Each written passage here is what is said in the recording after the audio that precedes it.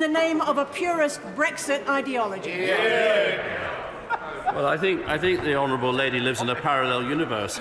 We have the highest net migration to the UK since records began, far higher than when we were in the EU. As I say, if you want to attract people to Scotland, stop making it the highest tax part of the United Kingdom. Foster. Oh, thank you, Mr. Speaker. The Secretary of State has correctly identified there's some who want to use immigration policy to enforce a hard border between England and Scotland as part of their aims to break up this union. But would he agree, and in his assessment did he identify, that what we need to do is make sure that immigration policy is not used as an alternative to offering the type of rewarding packages key workers deserve? So states. Yeah, absolutely, Mr. Speaker. We are one United Kingdom. We have no physical border. It is important that we treat immigration across the whole United Kingdom and give everyone equal opportunity. We now come to Tommy Shepherd, SNP spokesperson. Thank you, Mr. Speaker. Let's be clear here. We are talking about the administration of work permits for people from overseas who wish to work in Scotland on a temporary basis.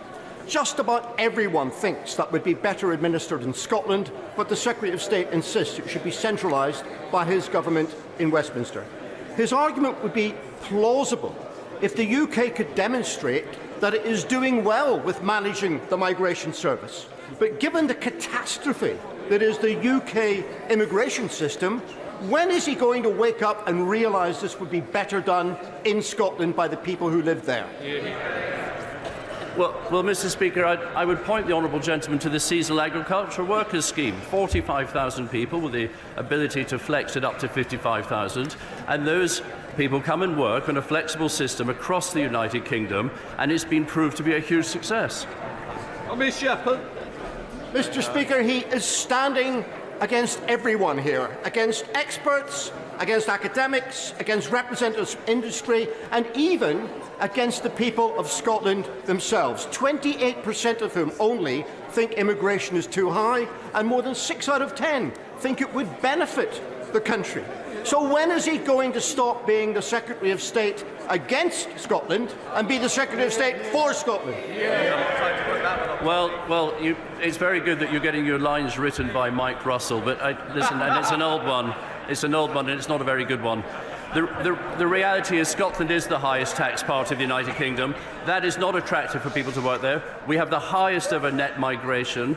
And if the Scottish Government focused more on good public services, on good infrastructure and lower taxation, hopefully we've seen those high net migration figures see more people settle in Scotland. Neil Hanby. Number 7, Mr. Speaker. Minister. Thank you, Mr. Speaker. Carbon capture, utilisation and storage is a vital component of our journey to net zero. The Acorn project represents a huge opportunity for the north east of Scotland. As you would expect for any multi-billion-pound project, due diligence must now be followed. Neil Hanby. Thank you, Mr. Speaker. Under Westminster rule, Bathgate, Linwood, Methil and Irvine are all no more. Grangemouth now risks being added to that sorry list, and with it hope for it developing carbon technologies. The Minister's quick to attack a Scottish Government with limited powers, but responsibility for the robbery and ruination of Scotland's energy sector and the continued denial of substantial funding for carbon capture rests squarely with the UK Government. What is his office doing to protect energy sector jobs and livelihoods in Scotland? And what is his department's excuse for utterly failing the people of Scotland? Mr. Speaker, I had the pleasure of meeting the Cabinet Secretary from the Scottish Government this morning, together with the leader of the Falkirk Council, to discuss the situation at Grangemouth, and we are working together, both governments, Scottish Government, UK Government, working in hand to protect as many of the jobs as we possibly can.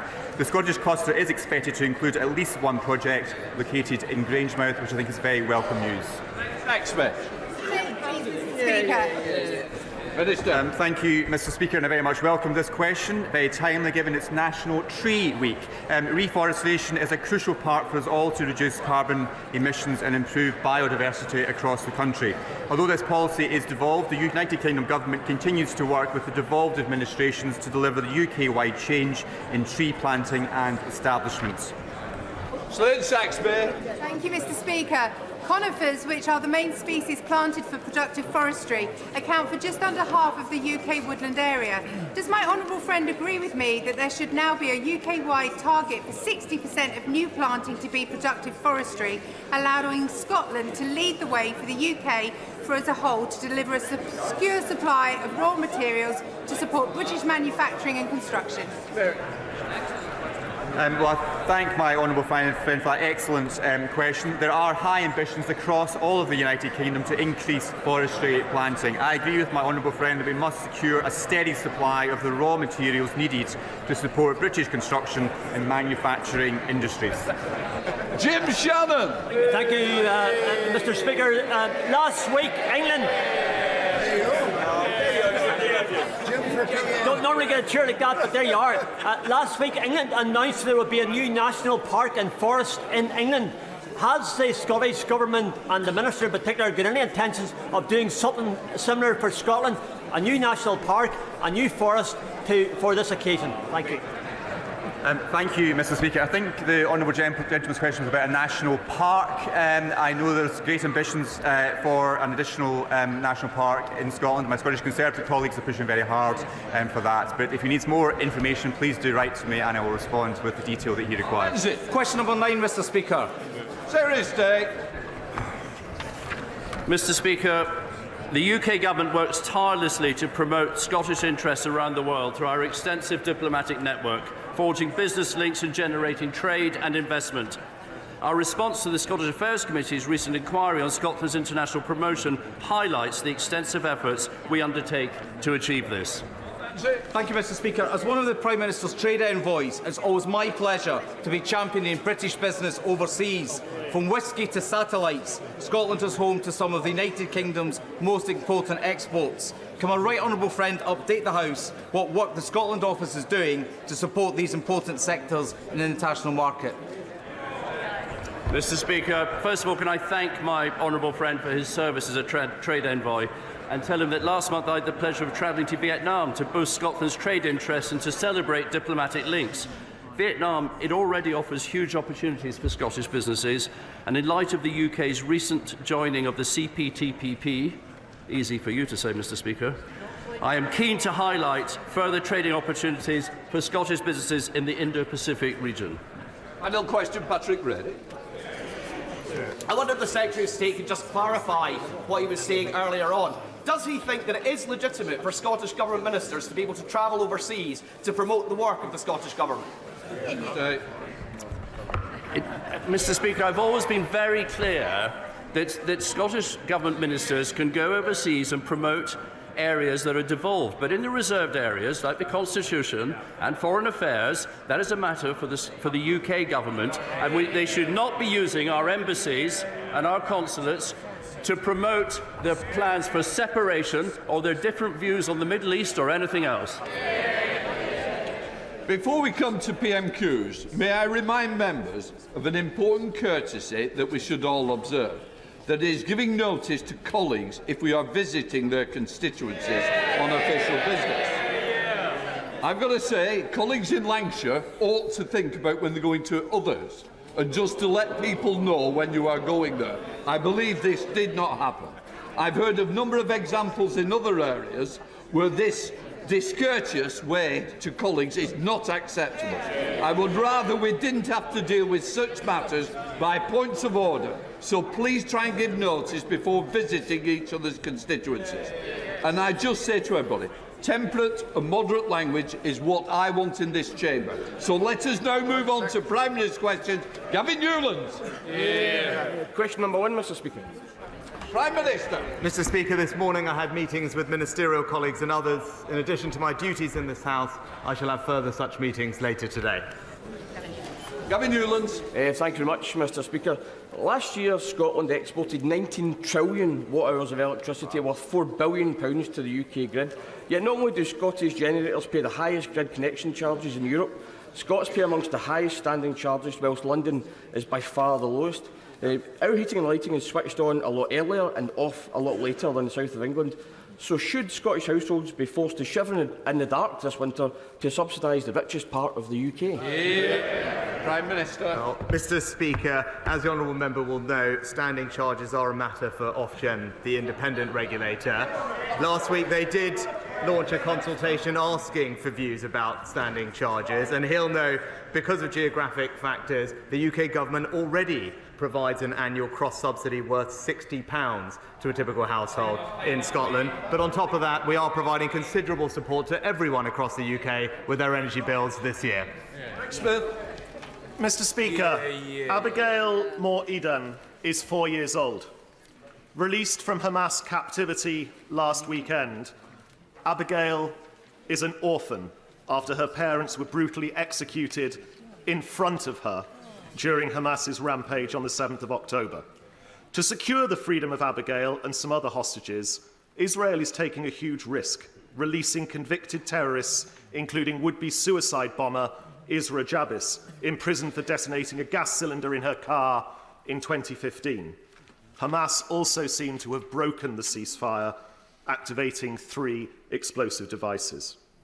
So what steps is my right honourable friend the Prime Minister taking to continue his welcome, steadfast support for Israel in its fight not only against Hamas, but other Iran-backed terror groups? Prime Minister. Well, can I thank my honourable friend for raising such an important issue in my House, and my thoughts, and I know the thoughts of the whole House, will be with Abigail. As I've said before, we support Israel's right to defend itself, to go after Hamas and to free hostages, to deter further incursions and to strengthen its security for the long term.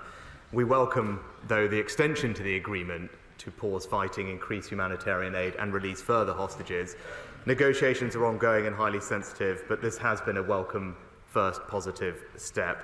We will continue also to hold Iran to account, Mr. Speaker, for any further escalation from these groups, as well as continuing to work with partners to disrupt and deter Iran's destabilising activities in the Middle East. I now call on the Leader of the Opposition, Keir Starmer. Thank you, Mr. Speaker. In an effort to hide from his failures, the Prime Minister spent this week arguing about an ancient relic that only a tiny minority of the British public have any interest in. Mr. Speaker, that's enough about the Tory party. In 2019, they all promised the country that they would control immigration, numbers will come down, the British people will be in control. How's it going? Prime Minister. Mr. Speaker, let me be crystal clear. The levels of migration are far too high, and I'm determined to bring them back down to sustainable levels.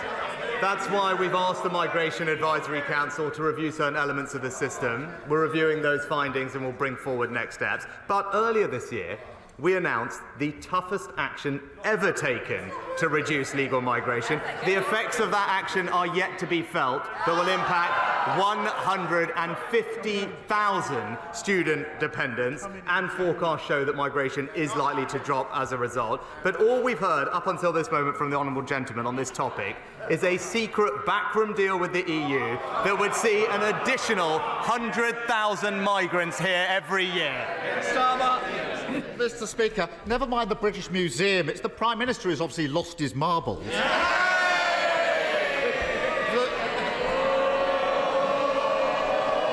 Mr. Speaker, the Greek Prime Minister came to London to meet him, a fellow NATO member, an economic ally, one of our most important partners in tackling illegal immigration. But instead of using that meeting to discuss those serious issues, he tried to humiliate him and cancelled at the last minute. Why such small politics, Prime Minister? Prime Minister.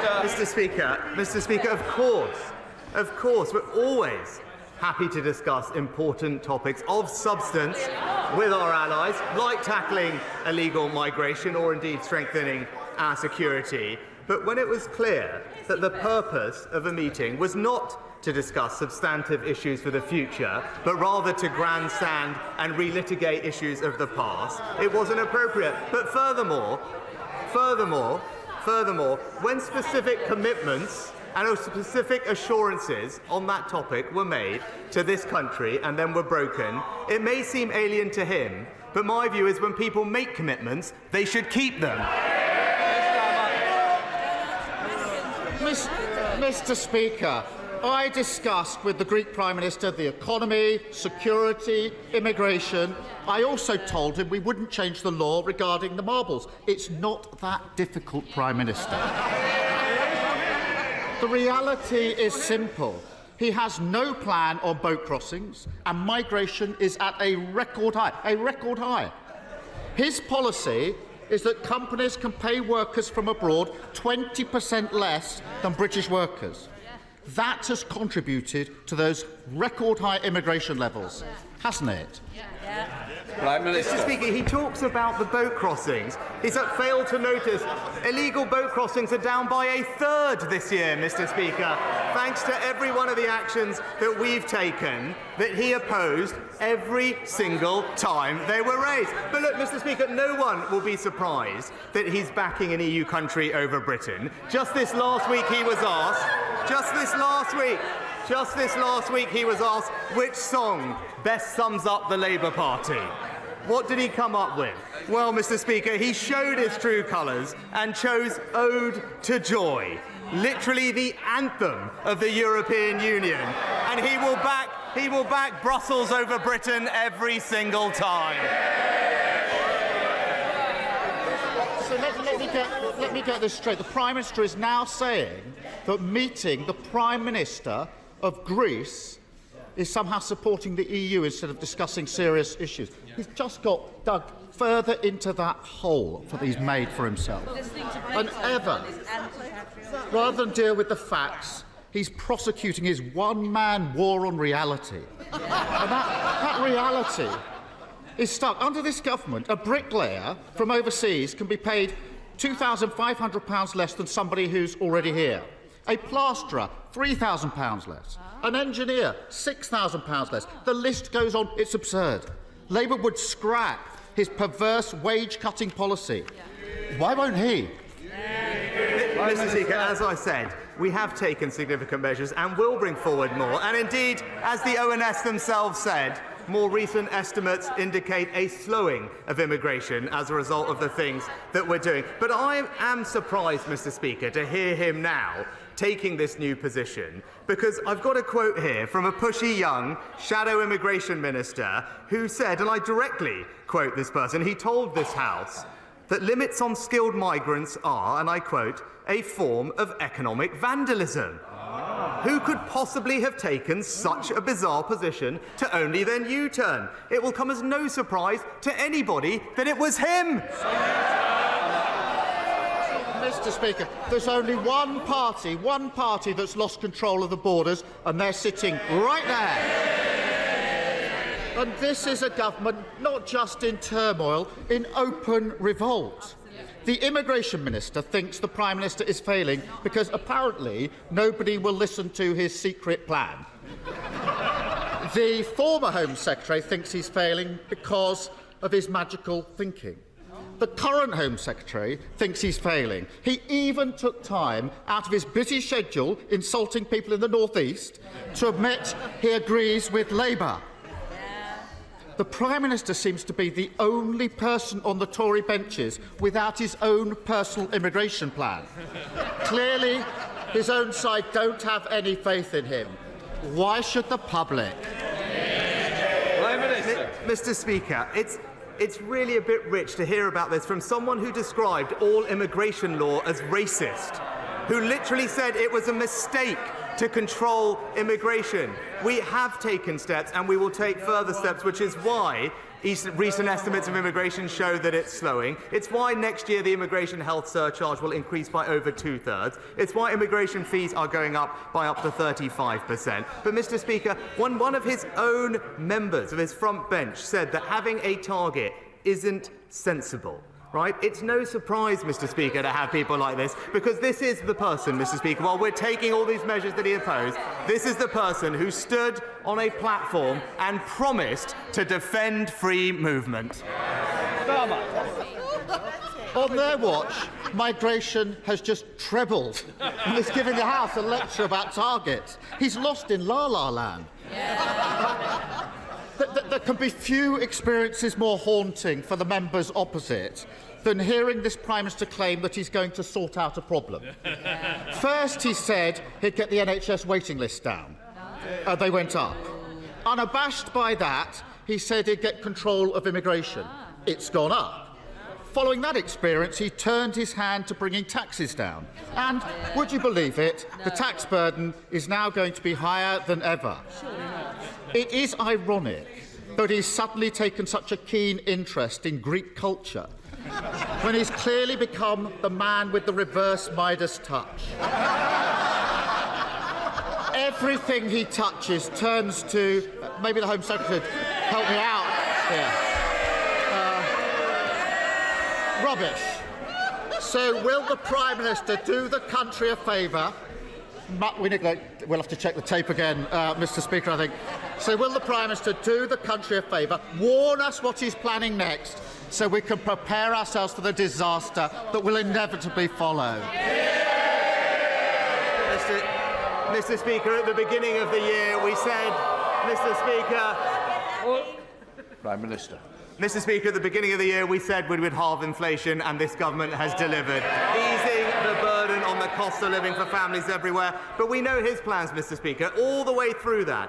What did he do? Back inflationary pay rises. He talked about welfare, no controls for welfare, and borrowing £28 billion a year that would just make the situation worse. He mentioned tax, Mr Speaker. Just this past week we've delivered the biggest tax cuts since the 1980s for millions of people and businesses, increased pensions and benefits, and this week secured £30 billion of new investment for this country. So he can keep trying, Mr Speaker, to talk...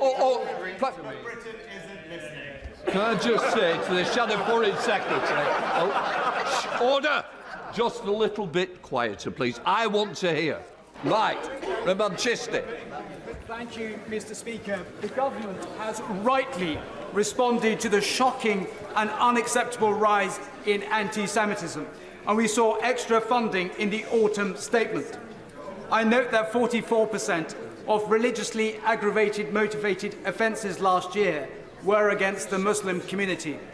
Yet there was no funding in the autumn statement to deal with Islamophobia.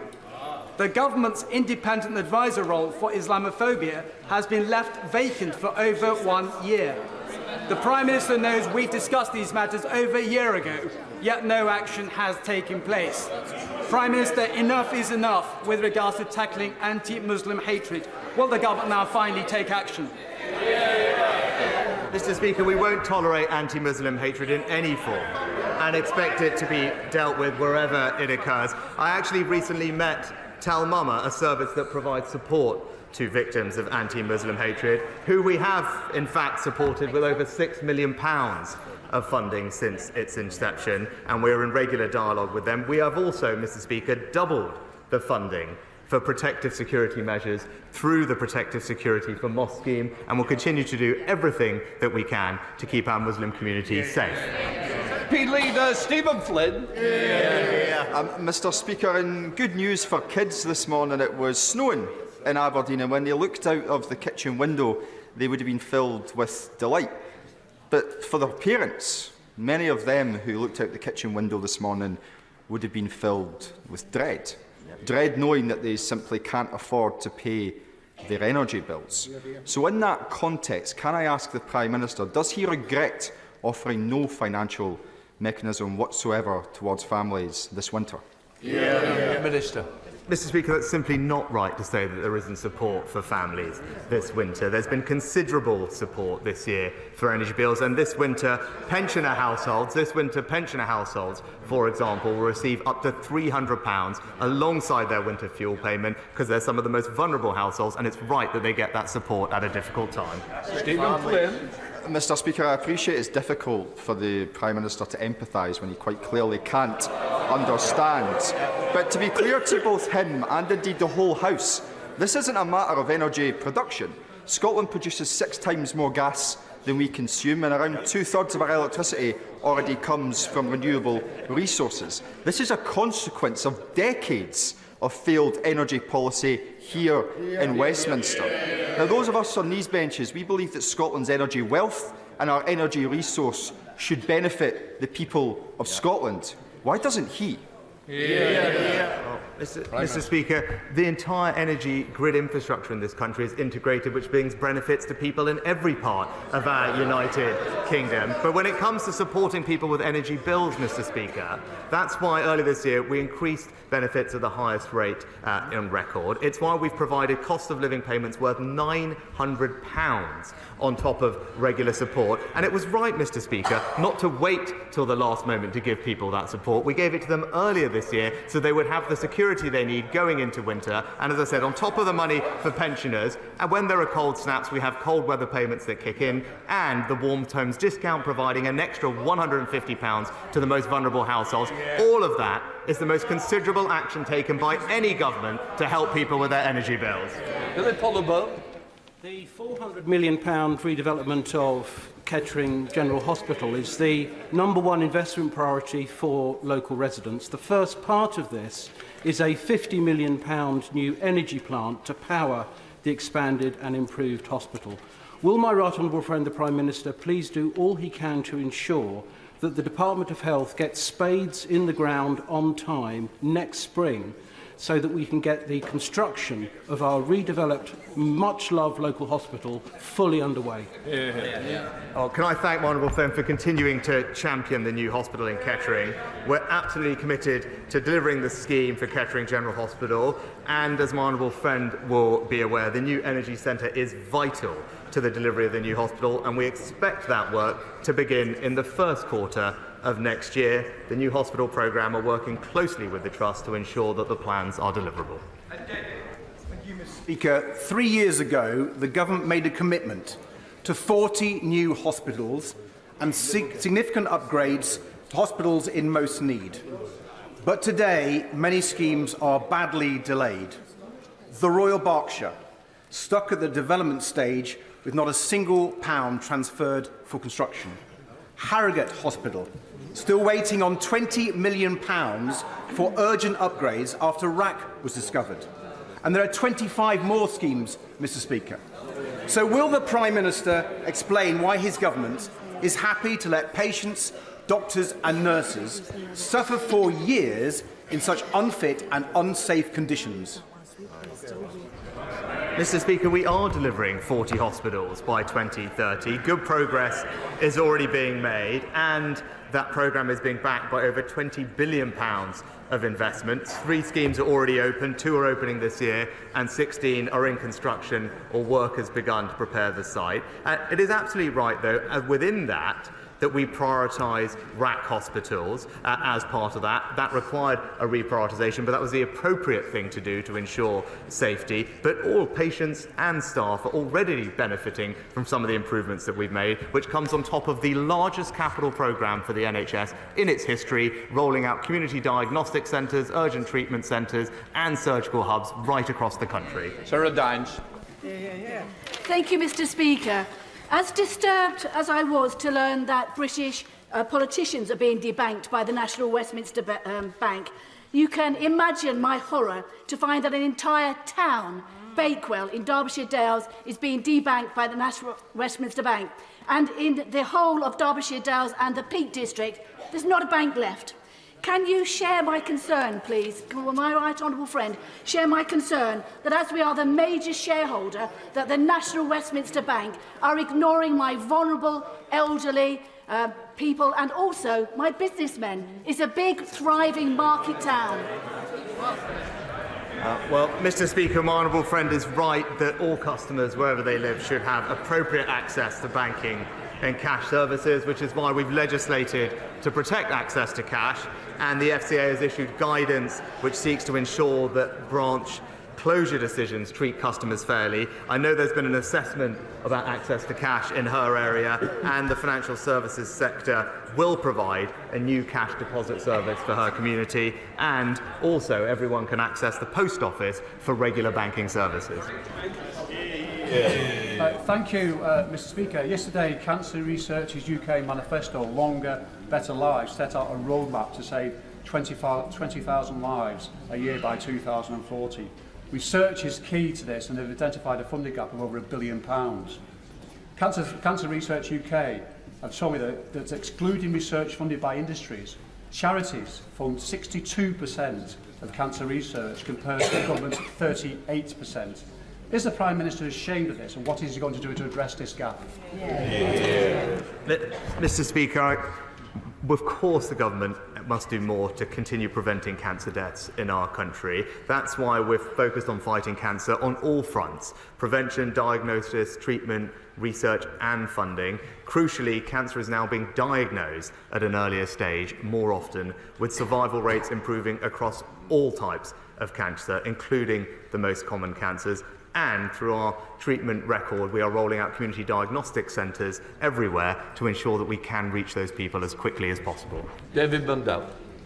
Thank you, Mr. Speaker, and can I thank you on behalf of the All-Party Group on HIV/AIDS for hosting today's reception to honour the incredible contribution that Sir Elton John has made to the fight against AIDS. I very much welcome today's announcement of further funding for HIV, hepatitis B and C opt-out testing in hospital emergency departments as a critical step in fighting these diseases, and ask the Prime Minister to join with me, and indeed I'm sure the whole House, in praising Sir Elton and his AIDS Foundation for pioneering this work. Well, Mr. Speaker, Sir Elton John has been a powerful voice for change in the UK and the world, and through the brilliant work of his foundation, he's raised awareness of HIV, reduced stigma and saved lives, and I'm very pleased that this will be celebrated tonight at the HIV All-Party Group event. And ahead of World AIDS Day on Friday, I'd also like to reaffirm this government's commitment to ending new transmissions within England by 2030. And I know my right honourable friend, the Secretary of State for Health, will have more to say about the expansion of our recent pilot initiative on screening at tonight's event. Jones. Thank you, Mr. Speaker. Pearl Melody Black was 22 months old when a car rolled off a private drive onto a highway and hit a wall that fell and killed her while she was holding her daddy's hand. The parents, my constituents Gemma and Paul, South Wales Police and the CPS were all frustrated that no charges could be brought in the case due to a loophole in the law. My 10-minute rule bill sought to amend the 1988 Road Traffic Act, but that fell as it didn't get parliamentary time. I know that colleagues across the House have similar issues, so can I ask the Prime Minister would he meet with me and my constituents to assist in finding a way forward? I'm incredibly sorry to hear about Pearl, and my thoughts, I know the whole House's thoughts will be with Gemma and Paul. I will make sure that the honourable member gets a meeting with the relevant minister on the legislation as quickly as possible. Nikki Aiken. Speaker, now we know that the Labour Party has an aversion to white band man, but does the Prime Minister share my concerns that according to a Daily Telegraph report today, that Labour-run Westminster Council is increasing parking charges for electric small vehicles by up to 1,800%, demonstrating that it doesn't support small businesses nor tackling climate change.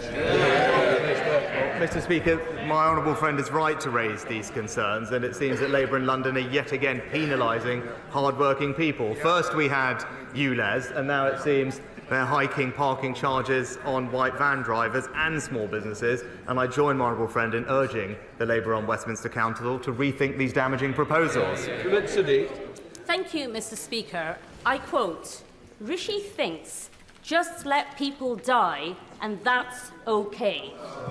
This was reportedly the view of the Prime Minister of COVID during late 2020, as recorded by the then Chief Scientific Advisor in his diary. This came to light last week in the COVID inquiry, and I was shocked that Downing Street didn't categorically deny it. So could I ask the Prime Minister today, how is it that people who were closest to this issue, who he worked with day in, day out, at the top of government, how on earth did these people get the impression that the Prime Minister was okay with people in our country dying? Minister, I think he's got the question, Prime Minister. Mr. Speaker, as the Honourable Lady knows, there is an ongoing inquiry into COVID, and it's right that that process followed, and I look forward to providing my own evidence. But if she had taken the time to actually read the evidence submitted to the inquiry, she will have seen that the person she mentioned, the Chief Science Advisor, confirmed that he did not hear me say that, and that's because I didn't. Sir John Hayes. Thank you, Mr. Speaker. That 1.3 million migrants over a period of 2 years is a catastrophe for Britain is obvious to everyone apart from guilt-ridden bourgeois liberals and greed-driven globalists. So, given that the same kind of people are stymieing the Prime Minister's Stop the Boats campaign, will he bring urgent measures forward to deal with legal migration? And in terms of the bill that he's promised, will he ensure it is exactly in the form recommended by his own immigration minister? Well, Mr. Speaker, I'm pleased to have the honourable gentleman's advice and support as in all our measures to tackle both legal and illegal migration. As I said, we are reviewing the recommendations of the MAC and will be bringing forward measures on top of the very significant restrictions that we've already announced on student dependence. And when it comes to stopping illegal migration, I've been crystal clear. We will bring forward legislation that makes it unequivocally the case that Rwanda is safe, and there will be no more ability of our domestic courts to block flights to Rwanda, and that's what our legislation will ensure. Melissa McGovern. Thank you, Mr. Speaker. In response to my friend for Stockton North last week, the Prime Minister claimed that the best way to stop children living in poverty is for them to have parents who work. But, Mr. Speaker, over 70% of poor children already live in a home where someone goes out to work. So I'll give him another chance. Can he explain why reports say that 1 million of our children in 2022 experienced not just poverty, but destitution? Well, Mr. Speaker, no child should grow up in poverty, and that's why I'm pleased that because of the measures we've taken, 1.7 million fewer people are living in poverty today than in 2010. I'd also say to the Honourable Lady that it is absolutely crystal clear that for children growing up in workless households are 4 or 5 times less likely to be in poverty. That's what the facts say. That's why our efforts are on getting people into work and making sure that work pays, which is why the actions in the autumn statement to raise the national living wage to record levels and provide a significant tax cut will do an extraordinary amount to continue lifting children out of poverty. Jeremy Wright. Speaker, and can I thank you for welcoming my constituent John Farringdon to Parliament this morning. At 110 years of age, John is among my more experienced constituents, and I know he would want me to ask the Prime Minister to join us in thanking the staff of Cubbington Mill Care Home for looking after him so well. But can I also ask my right honourable friend, when John comes to Downing Street this afternoon, to try and find a moment or two to speak to him? It may be a useful conversation for those obsessed with the opinion polls, as I think it's fair to say John has some experience at surviving against the odds. Can I thank my right honourable friend for his question, and I very much hope I have a chance to meet John later on. And can I join with my right honourable friend in paying tribute to his care home for the incredible care that they provide him. It's great that he's here, and I'm sure everyone will enjoy meeting him later today. Sir Grant. Thank you, Mr. Speaker. The Prime Minister may already be aware from his colleagues of the exceptional contribution my constituent Dr Hudura has made during a 30-year career in our health service. He may also be aware that for the last 6 or 8 weeks she's been frantic with worry about her 83-year-old mum who is trapped in Palestine with a number of family members with no way out. Will he agree to work with the Foreign Office and the Home Office during this time of some hope in the Middle East to find an urgent way to get vulnerable people, such as Dr Hudura's mum, out of danger into a safe place of refuge while we can? Because once the ceasefire ends, so tragically will the chance of survival of too many people in Palestine. Well, can I start by paying tribute to the honourable gentleman's constituent's long service in the health service, I think he mentioned, and can assure him that we're doing absolutely everything we can to ensure the safe passage of British nationals out of Gaza. I will ensure that the Department of Foreign Office get in touch with him. All British nationals that have been registered already with the Foreign Office have had significant interaction. We have successfully ensured the safe passage of well over 200 already, but we'll continue to do everything we can for those that are remaining, and I'll make sure that we're in touch with him and his constituent. Rachel McLean. Thank you very much, Mr. Speaker. Thanks to this Conservative government, the Alex Hospital in Redditch has received nearly £19 million of investment, and we are boosting training places at the Three Counties Medical School. So does the Prime Minister agree with me it's the perfect time to back my campaign to bring back services so that women, local mums, can once again give birth in their hometown, and all children can be seen at the hospital no matter what illness they are experiencing? Well, I know that my honourable friend campaigns passionately for the delivery of first-class healthcare for her constituents, and like her, I welcome the investment that the Alexandra Hospital has had in recent years in a whole range of different services. She will know that the reconfiguration of services are, of course, clinically led local decisions following the appropriate engagement with patients and stakeholders, but I know that my honourable friend will continue to make her case on behalf of her community. Mohammed Jassim. Thank you very much, Mr. Speaker. In June, the Canadian Prime Minister claimed the Indian government may be linked to the killing of Canadian Sikh activist Hardeep Singh Nijjar in Canada. Now it is reported that the US government thwarted a second assassination attempt of a Canadian-American citizen on US soil. So will the Prime Minister reassure my Sikh constituents who have raised their safety concerns with me that this government is taking this matter very seriously and will he raise their concern with his counterpart in India? Well, Mr. Speaker, I've already made statements on this matter, but also crucially, of course, we ensure the safety of all communities in our country. That is the first duty of government, and we'll continue to do that, not just for the Sikh community, but every community here in the UK. John Burrell. Thank you, Mr. Speaker. With both the OBR and ONS confirming that the British economy is now substantially larger than they estimated even a few months ago, does my right honourable friend agree that the economy has once again proven the detractors wrong, and will he do all he can to ensure that we retain record employment, because unemployment is a corrosive social evil? Yeah. Well, Mr. Speaker, my honourable friend makes an excellent point. A year ago, not just the OBR, but the Bank of England, the IMF and the OECD were all predicting that we would fall into a recession this year. But thanks to the actions of this government and this Chancellor, we have actually grown the economy. You've seen that momentum carry on just in the past week with the announcement of Nissan, record investment in the new plant in Sunderland, safeguarding the future of thousands of jobs in the North East and ensuring the transition to electric vehicles, but also the summit that we hosted attracting £30 billion of new investment into the UK, which, as he said, crucially will support thousands and thousands of jobs in our country. Winter. Thank you, Mr. Speaker. There are 2,500 disused coal tips in Wales. Welsh Government previously asked the Treasury for £600 million to make them safe, and ahead of the autumn statement, it sought an initial £20 million. But this Tory Government provided nothing. Rhondda Cynon Taf has the most high-risk coal tips of any local authority, and the spectre of Aberfan looms large over our communities.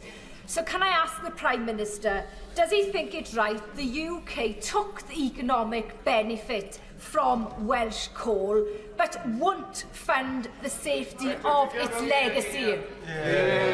Well, Mr. Speaker, what the UK government is doing is actually investing in Wales, record investment in North Wales electrification on the line, record investment in communities up and down the country. And it is important, Mr. Speaker, to recognise that just recently, the UK government has invested hundreds of millions of pounds to safeguard thousands of jobs at Tata Steel, right? And, Mr. Speaker, the Welsh Government does have access to the largest set of Barnett consequentials on record over the past couple of years and have the resources they need.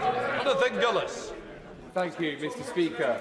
Thanks to this Conservative government, the people of Stoke-on-Trent North, Kidsgrove and Torque will see over £200 million to fix our broken roads, the reopening of the Stoke-to-Leek line, and secured over £30 million to bus back better by introducing fairer fares and smarter routes to better connect our communities. However, residents who have a free bus pass are being denied using it before 9:30 a.m. by the Labour-run Stoke-on-Trent City Council, meaning that people can't get to their GP appointment or to work.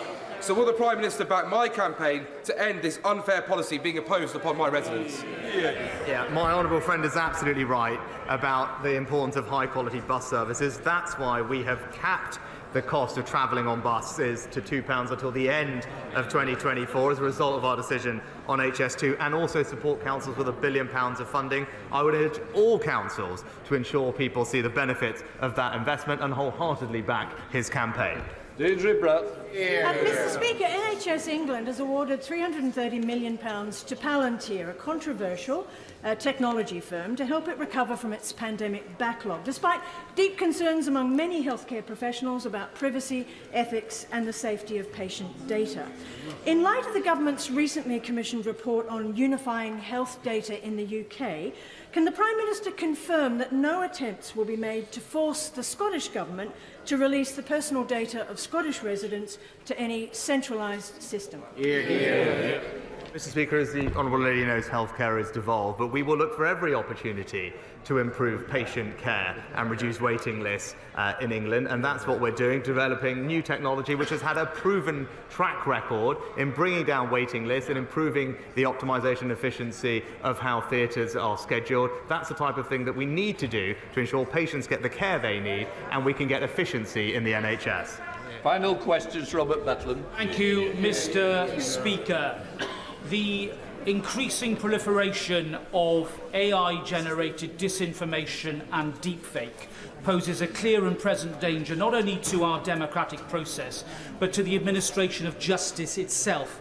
What further steps will my right honourable friend take following the Bletchley Summit to strengthen our domestic law when it comes to this threat to democracy, and take international action to provide the guardrails that I believe are essential if we are to maintain integrity in the administration of justice?